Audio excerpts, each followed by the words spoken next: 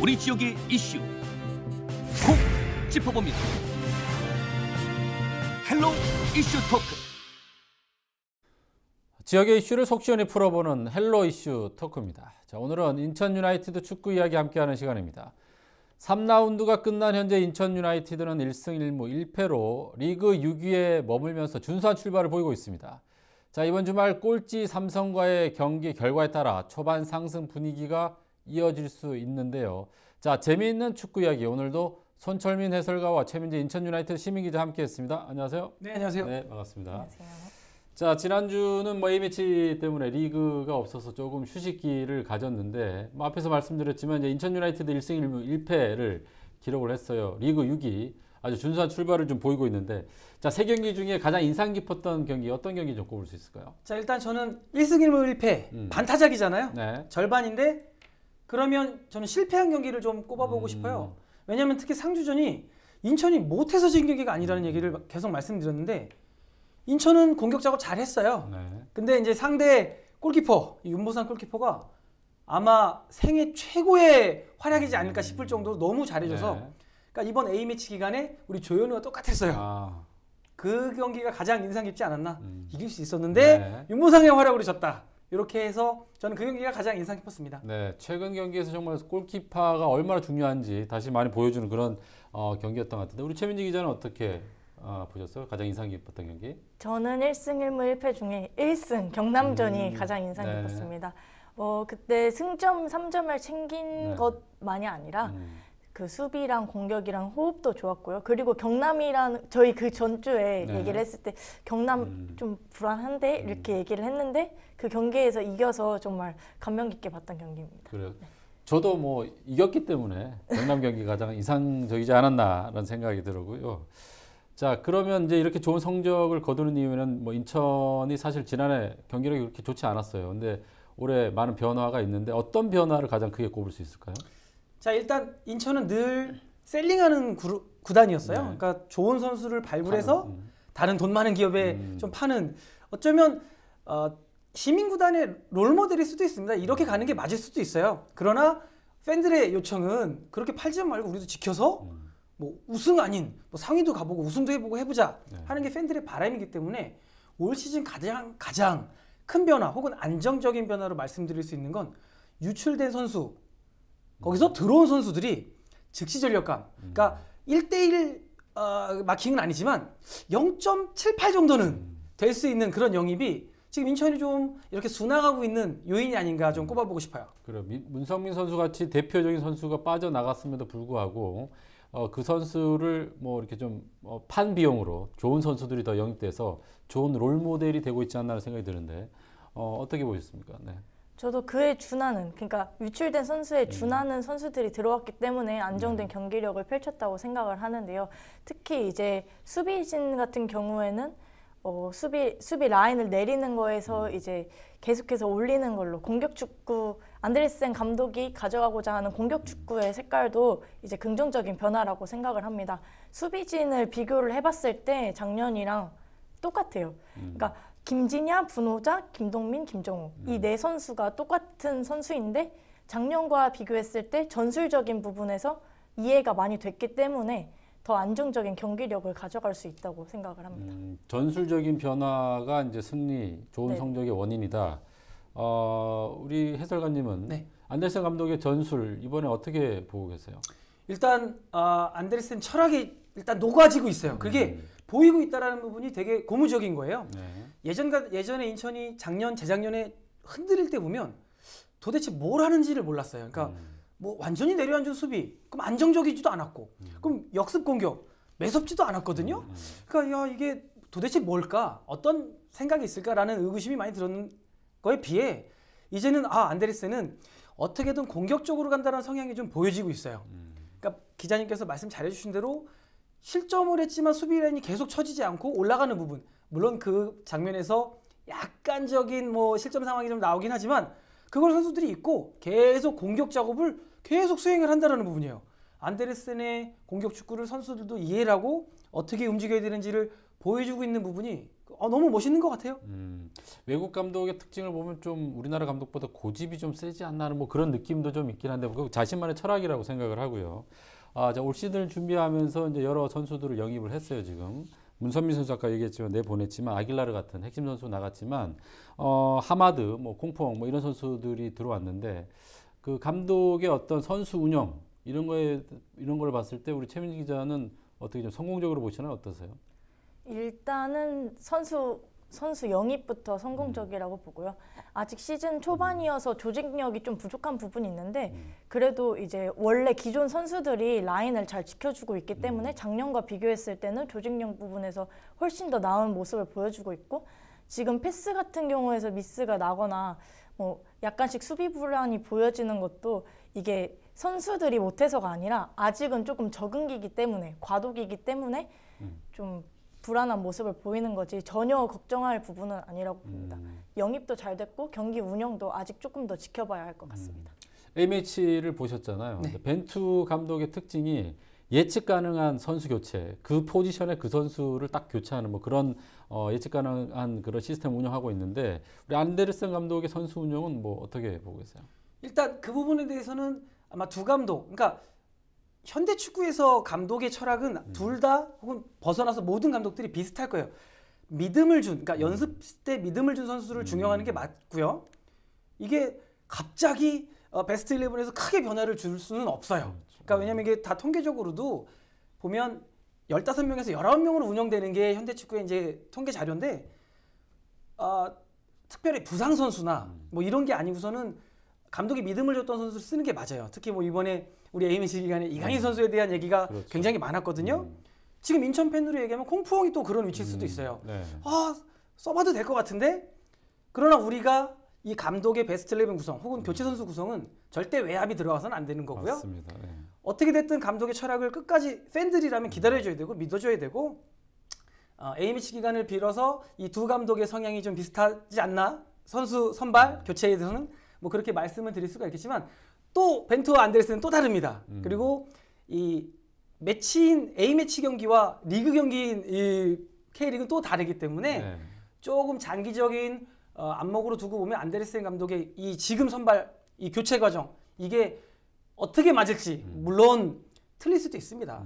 뭐 결과지 우리가 말하는 성적이 나쁘면 틀렸다라고 말할 수는 있겠지만 글쎄요 조금 더 지켜봐야 될 부분 우리 최민지 기자께서 네. 말씀해 주셨듯이 못하고 있는 것이 아니기 때문에 지금 적응하고 있는 과정을 팬들도 조금 가볍게 좀 내려놓고 즐겼으면 좋겠어요.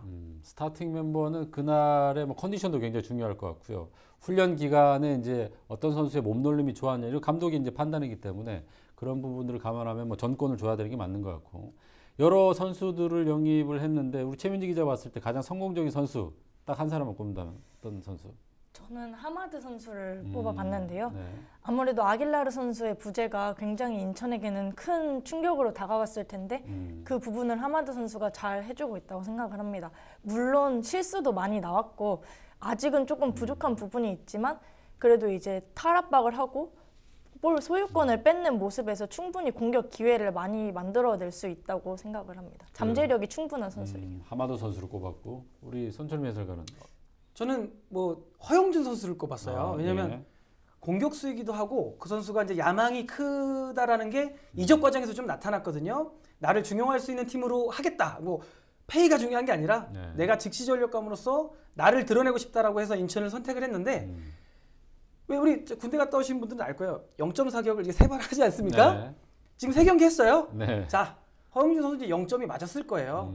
지금 말씀하신 하마드나 허영준 같은 선수가 빨리 마수골이 터져야 인천의 숨통이 트입니다. 그러니까 인천의 피니셔인 무고사, 남준재가 더 잘하려면 하마드와 허영준이 빨리 마수골이 골을 터쳐줘야 된다고 생각을 해요. 허영준은 준비가 된 것 같고요. 네. 그래서 이번 경기에서도 허영준이 터져준다면 인천이 좀 쉽게 가지 않을까. 그래서 허영준을 좀 저는 인상 있게 봤습니다. 네, 저는 개인적으로 하마드 선수가 경남전에서 굉장히 인상적인 안정적인 플레이를 하는 걸 봤는데 참 잘 영입하지 않았나 하는 뭐 그런 생각을 좀 해봤습니다.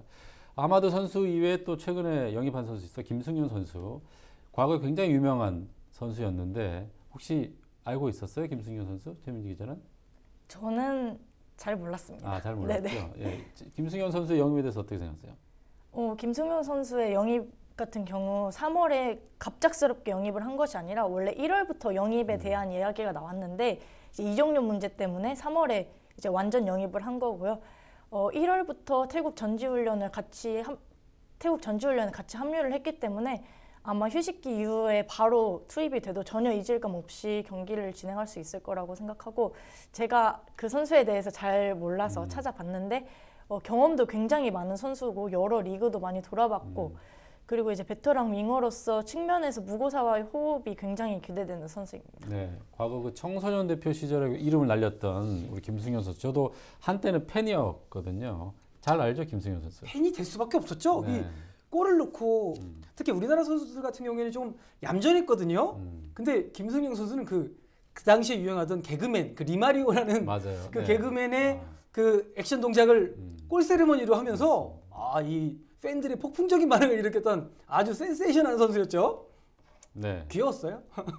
그 리마리오 골 세레모니 하는 거 보니까 우리 두 분의 이제 연령 차이가 느껴지는 것 같은데 네, 아무튼 굉장히 인상적인 선수였던 기억이 나고 우리 그 인천 유나이티드 공격에 큰 보탬이 되지 않을까라는 생각이 들어요.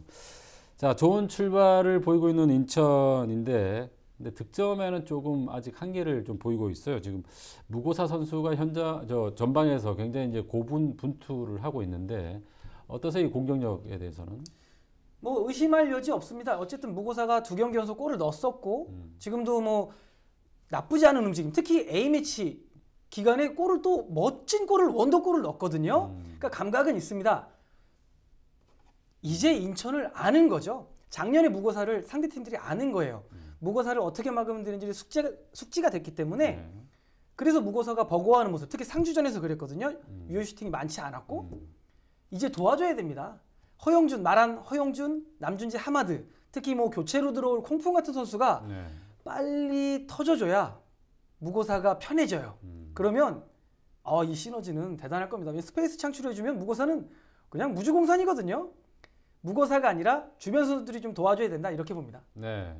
앞에서 얘기했지만 상주전에 조금 아쉬운 점이 있었어요. 슛이 2번밖에 없었죠.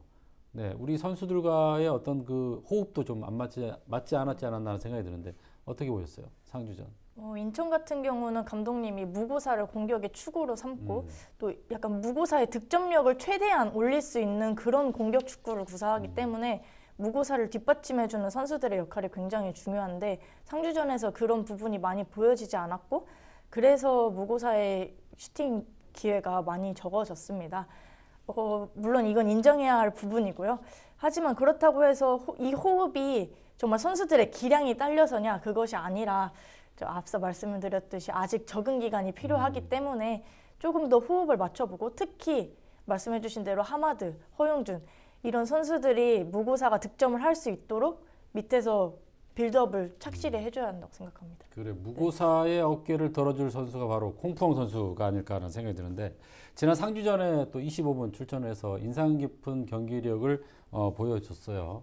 그래서 실전에서 어땠는지 제가 콩푸엉 선수를 직접 만나봤습니다. 인터뷰 한번 보시죠. Not bad because when I come the field, we lost 1-0, right? So we need to attack. So, but that time only short time, so my team play many long balls. So difficult for me to break it because we very short. So I think when we play the short ball more, maybe this will be good. I think high level, right? They play strong and very fast. 네, 제가 콩푸엉 선수 인터뷰하기 위해서 저희 2시간 반을 기다렸습니다. 추운 날씨에. 그래서 겨우 인터뷰를 했는데 직접 만나보니까 굉장히 순박하고 굉장히 착하다는 느낌이 들고 축구에 대한 열정을 굉장히 많이 느꼈던 그런 선수였던 것 같아요. 그래서 어땠냐 했더니 저기 뭐 인터뷰에서 했지만 비교적 순탄한 데뷔전을 치른 것 같다라는 소감을 했고 좀 아쉬웠던 것은 공중볼을 많이 선수들이 이제 작전을 구사했기 때문에 본인이 이제 키가 좀 작아서 그런 부분이 좀 아쉬웠다는 생각이 드는데 앞으로 콩푸엉 선수 어떻게 좀 활용을 해야 될까요? 그러니까 지금 말씀해 주신 대로 인터뷰 내용대로예요. 그날은 공중볼을 할 수밖에 없었던 게 인천은 이제 발등에 불이 떨어진 거죠. 상주에게 그렇게 완패를 당하기 앞이었기 때문에 빨리빨리 한 번이라도 무고사 혹은 앞선에 있는 선수에게 공을 줘야 되는 그 상황이었어요. 그러니까 꽁풍을 보고 깔아주기가 뒷선에서 조급했던 거죠. 그러니까 꽁풍은 이제 보여줘야 됩니다. 연습 경기를 할 때거나 혹은 뭐 연습 상황에서 나는 편안하게 볼을 차려면 깔아주라는 걸 우리 인천 나머지 선수들에게 인식을 시켜줘야 돼요. 그리고 그랬을 때 믿음을 줘야 돼요. 아, 꽁풍이 한번 깔아줬더니 오, 전개 작업이 잘 됐다 라는 걸 실전에서 꽁풍도 보여줘야 됩니다. 이거는 뭐 감독이랑 뭐 상의를 해서 아니에요. 꽁풍이 필드 안에서 보여줘야 되거든요. 이렇게 신뢰가 쌓이면 꽁풍이 원하는 볼, 밑으로 깔아주는 볼, 무릎 아래 볼 너무 잘 올 거예요. 그러면 꽁풍에 또 장기가 나오겠죠. 꽁풍도 신뢰를 줘야 됩니다. 그러니까 꽁풍이 왜 위로만 줘? 라고 불평하기에 앞서 아니면 공중볼에 대한 연습을 하던가 아니면 밑으로 줬을 때 내가 더 나은 모습을 보여줄게 라는 걸 보여주면 이렇게 신뢰가 쌓이면 필드에서 꽁풍에 가는 기회가 더 많아질 거예요. 꽁풍 선수도 위로 오는 공중볼에 대한 타박보다는 밑으로 오는 볼을 유도하게끔 예를 들어 오프 더 볼 상황에서 공간을 창출해내는 선수들에게 시그널을 보내는 뭐 이런 능력을 해준다면 글쎄요. 그때 나왔던 킬러 패스 한 번 절대 이게 센스 없이는 안 되는 거거든요. 꽁풍 선수는 이 선수들과 신뢰관계 자신이 또 믿음을 줄 수 있는 플레이를 보여준다면 충분히 저는 K리그 특히 인천에서 살아남고 인천을 또 한 단계 도약시킬 수 있는 그런 선수라고 봅니다. 네, 제가 현장에서 조금 인상 깊었던 것은 프리킥 연습을 했는데 꽁풍 선수의 성공률이 최고였지 않나 하는 뭐 그런 느낌을 받았어요. 그 영상을 저희가 준비해서 유튜브에 올렸는데 헬로 경인 참고하시면 꽁풍 선수의 프리킥 연습하는 모습을 보실 수 있을 것 같습니다.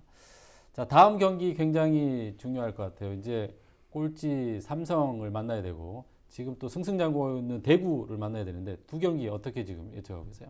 수원 삼성의 경우 3연패의 늪에 빠지면서 이번 휴식기 동안 수비 문제를 어떻게 해결을 하느냐가 가장 큰 변수가 될 것 같고요. 이제 수원보다 더 걱정이 되는 건 대구전입니다. 대구 같은 경우는 이번 시즌 인천이 롤모델로 삼아야 되지 않을까 싶을 정도로 지난 시즌 최하위에서 7위까지 급작스럽게 도약을 한 팀이고요. FA컵 우승으로 현재 아시아 챔피언스 리그까지 뛰고 있는 그런 구단인데 이제 인천의 경우 대구의 1승 1무 2패를 기록하면서 작년에는 조금 아쉬운 모습을 보였지만 올해는 그래도 달라진 모습을 보여주지 않을까 기대를 하고 있고요. 대구 같은 경우는 세징야와 에드가를 중심으로 한 빠른 역습이 돋보이는 팀이기 때문에 수비 부분에 있어서 더욱더 만전을 가해야 한다고 생각합니다. 네. 과거 같으면은 삼성을 경기했을 텐데 이제는 대구를 경기하는 우리 최민지 기자. 네. 삼성을 그냥 스킵을 하고요. 이렇게 말을 하니까 삼성의 몰락이 좀 안타깝긴 합니다. 자, 어떻게 지금 예측하고 계세요? 그리고 저는요. 징크스를 되게 좋아합니다. 네. 그리고 예측 잘 못하기로 유명하거든요. 네. 좀 반대입니다. 오히려 수원 삼성이 좀 편해요. 왜냐하면 다시 말할게요. 네. 수원 삼성이 어렵습니다. 수원 삼성은 전통의 명가고 그리고 인천은 휴식기 징크스가 있고요. 네. 그래서 수원이 차라리 더 어려울 거예요. 반면 대구가 전 더 쉽다고 봐요. 왜냐하면 대구가 말씀해 주신 대로 세징야 에드가라는 너무 걸출한 공격수를 보였기 때문에 오히려 안 됐으니 공격적이긴 하나 약간 수비적인 준비를 많이 할 거예요. 야, 오늘은 좀 덜 올라가고 김진야, 김동민 너네 수비에 더 치중해. 그리고 역습, 무고사, 허영준으로 가자. 이렇게 되면 전 대구는 더 쉽게 풀어가지 않을까. 이렇게 잘못된 예측을 해보고 싶습니다. 대구가 지난해 FA컵 우승하면서 지금 승승장구를 하고 있잖아요. 거기다가 이제 구장까지 새로 만들면서 아주 뭐 매주 이렇게 만원이 되고 있는데 정말 부럽기도 하고 대구의 성적이 어디까지 가는지 한번 저희 지켜봐야 할 것 같습니다. 자, 인천은 이제 매년 별명이 있어요. 혹시 아세요? 잔류왕. 잔류왕. 네. 그러니까 우리 구단 팬들의 애간장을 녹이면서 아주 일부 리그에 아슬아슬하게 남는 일부러 그러는 거 아닐까요? 저는 이게 굉장히 좋은 마케팅이라고 봅니다. 그래요. 아무튼 올해는 그 잔류왕이라는 오명을 좀 벗어야 되지 않을까 하는 생각이 드는데 그러려면 뭐 어떤 부분에 준비가 필요할까요?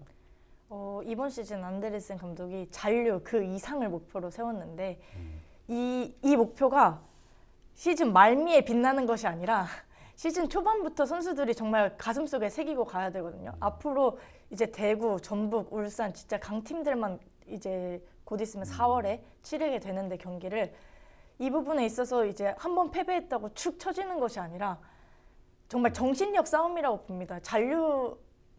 그래 시즌 말미에 잘해서 잔류하자 이게 아니라 정말 상위 스플릿을 올라가자라는 정신력으로 절대 실점했다고 무너지지 말고 경기 내용에 있어서 정신력으로 끝까지 버텨야 된다고 생각을 합니다. 네, 정신력 좋은 얘기 같은. 1부 리그, 2부 리그 사실 팀 따지면 종이 한 장 차이 같아요. 별 차이 없는 거고. 뭐 K3가 있는 선수들도 그렇죠. 차이가 없다라고 얘기할 정도거든요. 그러니까 최 기자님께서 말씀 잘해주셨지만 정신력이에요. 저는 보면 승리 DNA예요. 그러니까 생존 DNA, 잔류 DNA가 아니라 지금 인천 선수들에게 필요한 건 승리 DNA입니다. 그러니까 비길 경기는 이겨야 되고 질 경기는 비겨야 됩니다. 빨리 두 번째 승이 나와야 되고 그리고 리그에서 연승이 좀 많아야 돼요. 그러니까 한 2번 정도만 2연승만 가도 충분히 제가 예측한 8위 왔다 갔다 8위 말고 계속 8위 할 수 있습니다. 더 위도 안 가고도 돼요. 8위만 했으면 좋겠습니다. 여전히 8위 예상하시고 여전히 8위입니다. 여전히 6위? 네, 6위 예상합니다. 아, 네. 저는 4위 끝까지 밀어보도록 하겠습니다. 자, 오늘도 준비한 내용은 끝이고요. 자, 이번 주에 삼성 경기 지켜보면서 다음 주에 좋은 소식을 갖고 다시 이 자리에 모이도록 하겠습니다. 자, 오늘 말씀 고맙습니다. 네, 헬로 토크 지금까지 한 주간 K리그 짚어보는 시간 마련해 봤습니다.